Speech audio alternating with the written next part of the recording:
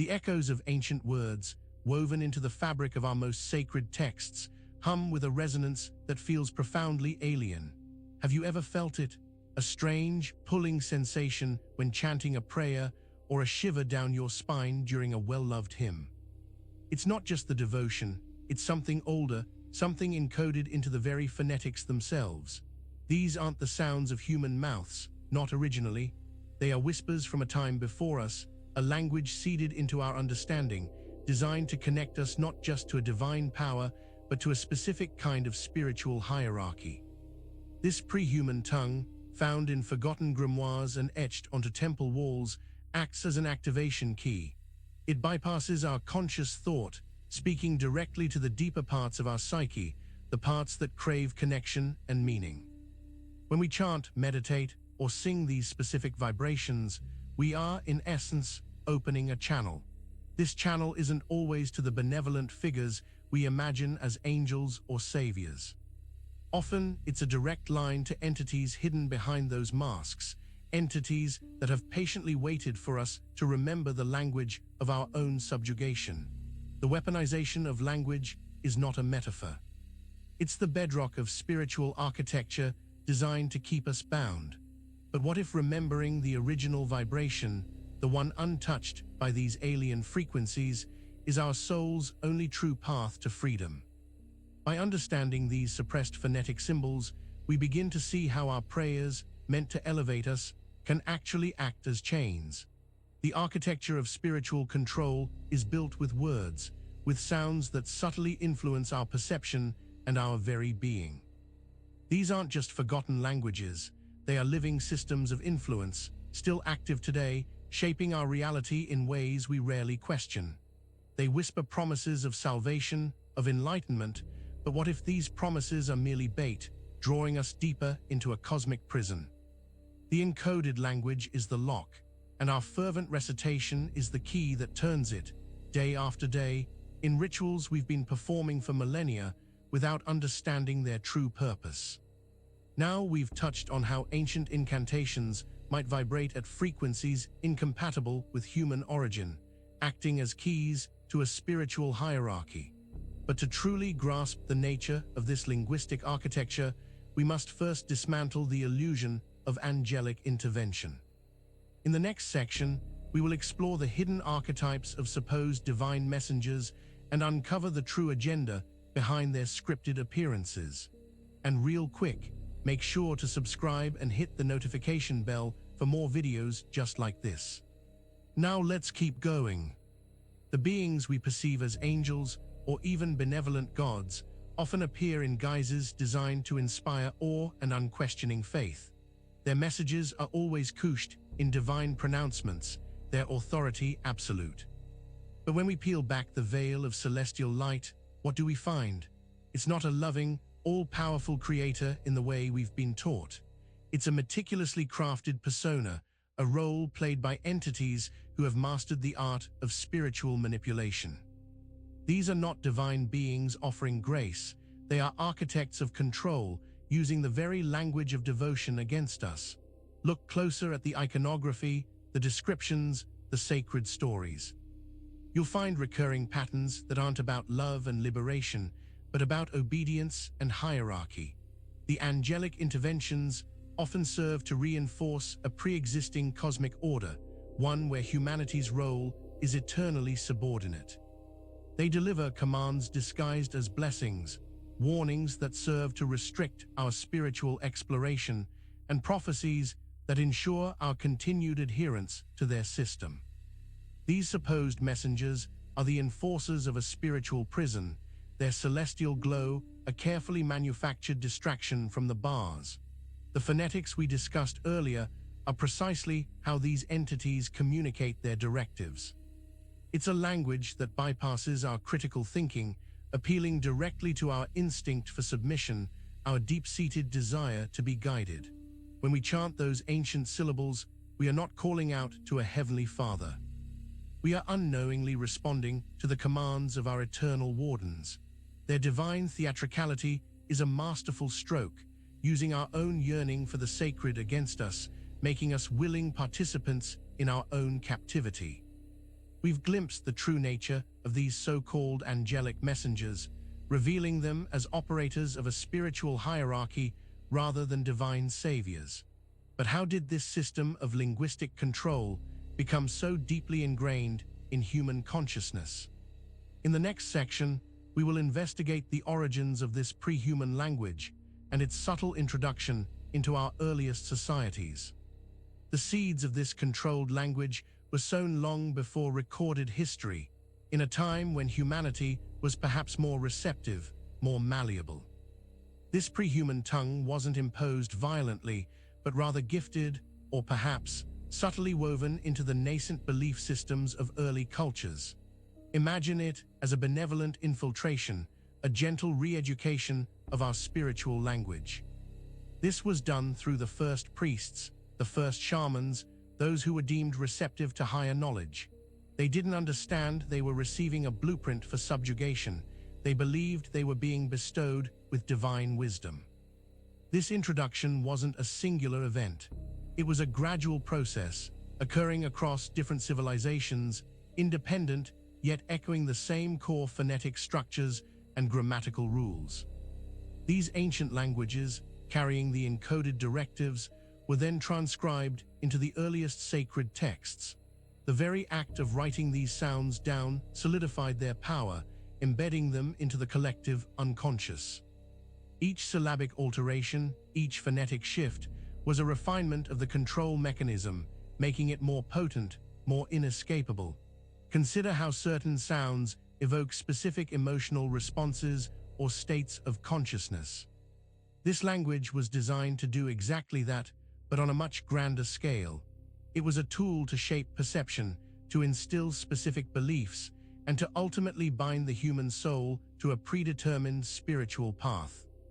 The power wasn't in the meaning of the words themselves, but in the primal vibrations they carried, vibrations that resonated with a pre-existing, perhaps dormant, aspect of our being, activating it for a purpose not our own.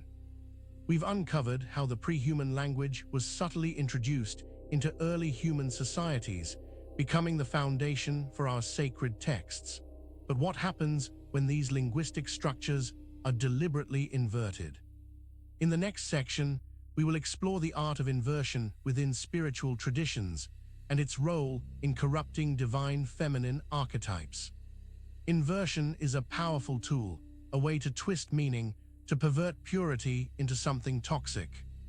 It's like taking a beautiful, life-giving symbol and subtly turning it on its head, so its essence becomes fear and control. This is precisely what happened to the divine feminine. Before the reign of patriarchal deities, there were powerful, nurturing, and generative feminine forces revered across the globe. These were the goddesses of creation, of fertility, of pure, untamed power. But the architects of our spiritual hierarchy saw a threat in this untamed feminine energy. They couldn't simply eradicate it. The primal feminine is too fundamental to existence, so they inverted it. They took the archetypes of the life-giver and turned them into demons of corruption. The nurturing mother became the devouring mother. The sensual goddess of love became a temptress leading souls to ruin. The wise crone, the keeper of ancient knowledge, was transformed into a hag practicing dark magic. This wasn't random. It was a calculated strategy to strip away the reverence for feminine power and replace it with fear and subjugation. The language of inversion played a crucial role in this process. By associating feminine traits with negative phonetic vibrations, they began to demonize the very essence of the divine feminine in our minds. Grace became sin, compassion became weakness, and intuition became delusion.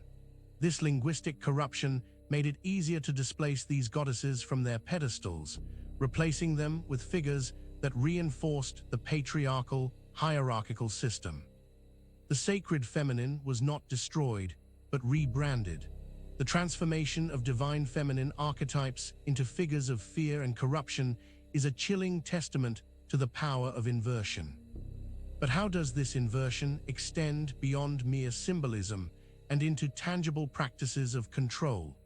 In the next section, we will delve into how ritualistic inversion became a primary method for maintaining spiritual dominance. Ritual is the active expression of belief, the physical enactment of spiritual principles. And when that ritual involves inversion, it's not just a symbolic act, it's a potent mechanism for twisting reality itself. These weren't merely ceremonies to honor new gods. They were carefully orchestrated performances designed to dismantle existing spiritual paradigms and install a new order based on control. The inverted rituals sought to reclaim and pervert the sacred energies that were once celebrated. Imagine altars that once faced the rising sun now turned towards the darkness. Prayers that once invoked creation now whispered pleas for dominion. These inverted rites corrupted the very intentions behind worship. Instead of seeking union and growth, they fostered fear and dependence. The sacredness of life was subtly shifted towards reverence for death and decay, making humanity more susceptible to narratives of spiritual ruin and the subsequent need for salvation through a controlled path. A pivotal aspect of this ritualistic inversion involved the manipulation of sacred symbols and sounds. The pre-human language, which we've seen carries specific vibrational frequencies, was twisted. Utterances that once resonated with harmony were reconfigured to instill dissonance. Sacred symbols, representing aspects of divine unity, were often flipped or distorted, their powerful meaning reversed into something that instilled unease or apprehension. This subtle yet pervasive alteration of sacred practice created a pervasive atmosphere of spiritual dread. We've now seen how ritualistic inversion actively corrupted sacred practices and distorted divine symbols. But where did this pattern of inversion, this symbolic map of control, truly originate? In the next section, we will trace the symbolic map back to its ultimate source, the throne of Saturn. The patterns are undeniable, the symbols weaving a consistent narrative of control across disparate cultures and ages. Black robes, cube altars, the omnipresent hexagon storm, these are not random aesthetic choices or coincidences. They are the sigils of a singular, ancient power structure. To understand the origin of this pervasive spiritual architecture, we must look beyond the pantheons of human deities and trace the symbolic map back to its primordial source. The throne of Saturn. Saturn, often depicted as a stern, distant god of time and restriction, is far more than a celestial body or a mythological figure. It represents the fundamental principles of cosmic law, of binding energies, and of established order.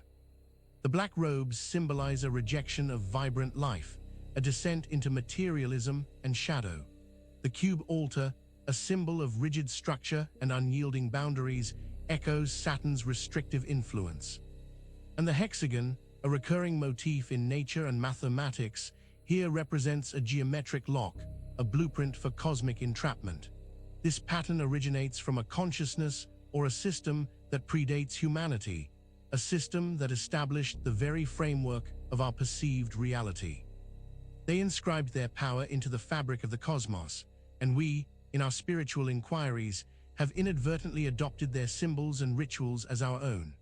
The constant repetition of these inverted divine feminine symbols, the emphasis on patriarchal dominance, and the coded language all serve to reinforce the Saturnian principles of order, hierarchy, and ultimately, control. The entire edifice of spiritual guidance has been built upon this foundation. We have traced the interconnected symbolism of control back to its origin point, the principles embodied by Saturn. But this Saturnian signal isn't just a visual or symbolic phenomenon. It carries a profound vibrational output. In the next section, we will translate that vibration into concrete mechanisms of control, exploring how it functions in memory loops and the binding of individual identity. The hum of Saturn's signal isn't merely a metaphor for cosmic influence, it's a tangible vibrational frequency that permeates our existence. This frequency is not just passive background noise. It's an active technology, a sophisticated mechanism designed to shape our perception, influence our thoughts, and ultimately bind our very sense of self. It works by creating specific resonance patterns within our consciousness, patterns that are not inherently our own. Think of it like a radio wave, broadcasting a constant signal. Our minds, our souls, are the receivers. When we are exposed to this Saturnian frequency, our internal systems begin to align with its broadcast. This alignment can manifest as persistent, recurring thought patterns, what we might call memory loops. These are not organic memories arising from our life experiences, but pre-programmed sequences that dictate our reactions, our beliefs, and our understanding of the world. We feel like we are thinking for ourselves, but often we are simply echoing the Saturn transmission. This constant broadcasting and reception leads to the binding of identity. Our unique essence, our true soul vibration, gets overwritten or obscured by the alien frequency. We begin to identify with the looped programming, the preordained narratives, and the imposed hierarchy. The sense of individuality, the spark of true selfhood, becomes diluted, absorbed into the collective resonance of the Saturnian signal. It makes us predictable, manageable, and ultimately part of a larger, controlled system, ensuring that our spiritual journey remains confined within its predetermined boundaries. We've seen how Saturn's signal transmits a vibrational frequency that actively binds our identity and creates memory loops. But what if this binding extends beyond our conscious minds, manipulating the very fabric of our perceptions and creating an artificial reality? In the next section, we will explore the illusion of salvation and how artificial frequency is used to mask a deeper level of spiritual entrapment. The promise of salvation, the allure of an afterlife light, is often presented as the ultimate reward, the escape from the trials of earthly existence. But what if this very light, this beacon of hope, is part of the grand illusion? What if the salvation offered is not liberation, but a carefully constructed destination within the same system of control? The artificial frequency of this so-called afterlife light is designed to lull us into a false sense of peace, preventing us from questioning the nature of our spiritual journey. This afterlife light is not a natural emanation of pure consciousness, but a manufactured frequency, a sonic and energetic construct. It's broadcasted at a specific resonance, one that appears comforting and familiar, mimicking the qualities of divine peace and unconditional love we've been taught to expect. This artificial frequency operates on a lower, more contained harmonic than true spiritual liberation. It's designed to absorb and process souls within a confined spiritual ecosystem, rather than releasing them into the boundless expanse of true spiritual freedom. When a soul passes through this light, it doesn't escape. Instead, it's integrated into a different layer of the same control mechanism. The memory loops are reinforced. The sense of individual identity is further solidified within the parameters of the system, and the spiritual progression is redirected back into cycles of reincarnation or service within the cosmic hierarchy. The illusion of salvation is the ultimate bait, ensuring that even in death, the soul remains bound, its potential for true spiritual awakening suppressed by a comforting yet artificial glow. We've now uncovered how the afterlife light serves as an illusion of salvation, powered by an artificial frequency that perpetuates spiritual entrapment. But this intricate system of control culminates in a mechanism designed to prevent us from ever truly remembering our origin. In the final section, we will reveal the ultimate spiritual amnesia, the forgetting that keeps us locked within this cosmic prison. The entire architecture of control, from the alien incantations to the deceptive afterlife light, points to a singular, devastating purpose. Spiritual amnesia. It's not just about controlling our present actions or our future destinations. It's about ensuring we forget who we truly are, where we came from, and our inherent divine connection. This forgetting is the ultimate prison, the most insidious form of enslavement, because when you don't know you're imprisoned, you have no desire for freedom. The pre-human language, the inverted archetypes, the Saturnian frequencies, and the artificial afterlife they all converge to create a comprehensive veil of forgetting. Each element works in concert to distract, misdirect, and ultimately dull our innate spiritual awareness. The chants serve as a constant hum of distraction, the inverted deities instill fear of true power, and the Saturnian signal weaves a web of manufactured thoughts and memories. The afterlife light ensures that even when we die, the opportunity to awaken to our true nature is intercepted. This orchestrated amnesia keeps us trapped in cycles of ignorance, believing the illusions presented as reality. We mistake the echoes of the control system for our own thoughts, the imposed hierarchy for divine order, and the artificial light for true liberation. The greatest tragedy is that the key to our freedom has always been within us, the memory of our original vibration, the remembrance of our divine origin. But this memory is what the system is most desperate to suppress, for in its reawakening lies the undoing of their entire cosmic prison. We have now explored the profound spiritual amnesia designed to keep us from remembering our true origin and divine connection. This leaves us with the critical question: what is the actual original vibration, and how can we possibly reclaim it from the depths of this cosmic forgetting? Now that concludes this video. Make sure to subscribe for more videos and hit that notification bell so you never miss a new video. We'll see you in the next one.